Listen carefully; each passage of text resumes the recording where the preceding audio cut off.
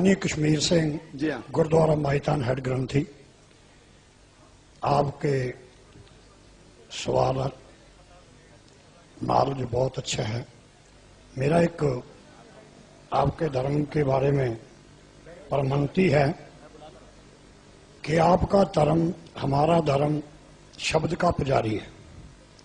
आप कुरान को, हम गुरु ग्रंथ साहब को शब्द को मानते हैं, और आपके ही धर्म में कुछ एक मूर्ति पूजा का भी जो विधान है नहीं है, परंतु कुछ एक आदमी ये मूर्ति नहीं बनाई कि उसकी कब्र के रूप में जो है मजार के रूप में उसको मान्यता दे दी।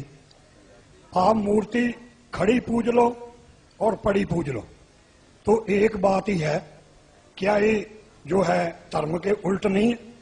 इस बारे आप रोशनी पाएंगे। भाई साहब ने अच्छा सवाल पूछा और हम इस सवाल को दोहराएंगे, अगर सवाल को समझने में कुछ गलती होगी तो आप सीधा कर लेना। भाई साहब ने पूछा कि बुत परस्ती गलत है, उनके मजहब में भी गलत है, हमारे मजहब में भी गलत है। आप बुत को उल्टा पूजो या सीधा पूजो, तो मजहब को पूजना सही है क्या नहीं, वो आपका सवाल था। मजार पे जाना सही है क्या गलत है? भाई साहब ने बहुत अच्छा सवाल पूछा। इसीलिए मैं कहता हूं कि इस्लाम को जानने के लिए मुसलमान को मत देखो, कुरान और हदीस को देखो। कुरान में कहीं भी नहीं लिखा हुआ है कि मजार बनाओ। यहां तक कि अल्लाह के रसूल मोहम्मद सल्लल्लाहु अलैहि वसल्लम ने कहा कि कोई भी कब्र पक्की नहीं होना चाहिए, अगर पक्की है तो उसको जमीन से नष्ट करना चाहिए। सही बुखारी की हदीस है कि अगर कोई कब्र पक्की है तो उसे जमीन के लेवल पे लेके आना चाहिए। मजार को पूजना गलत है, हराम है। मैं जानता हूं कि कई मुसलमान अनजाने में इल्म की कमजोरी की वजह से वो मजार पे जाते हैं।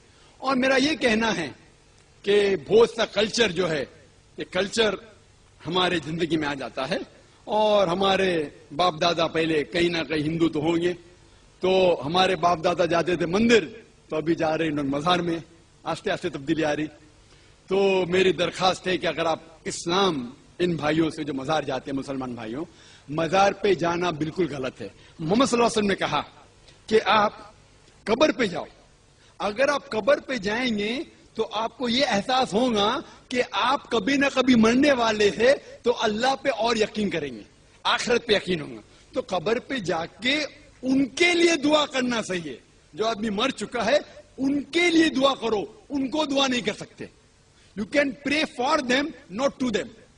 मतलब उनके लिए दुआ कर सकते, उनको दुआ नहीं कर सकते। आप समझ रहे? वो बेचारा शख्स मर गया है, अच्छा शख्स था, उसके लिए दुआ कर सकते, अल्लाह उसे जन्नत फिरदौस दे, उन्हें नियामत दे, उन्हें माफ करे, वो तक ठीक है। लेकिन जाके ये बोले कि मेरे एग्जामिनेशन में मेरे नंबर कम है, तो बाबा नंबर अच्छे कर लो, ये बिल्कुल हराम है। शिफा, कुरान मजीद में कम से कम 25 आयतें हैं जिसमें लिखा है शिफा। शिफा मतलब सिफारिश, वसीला हराम है।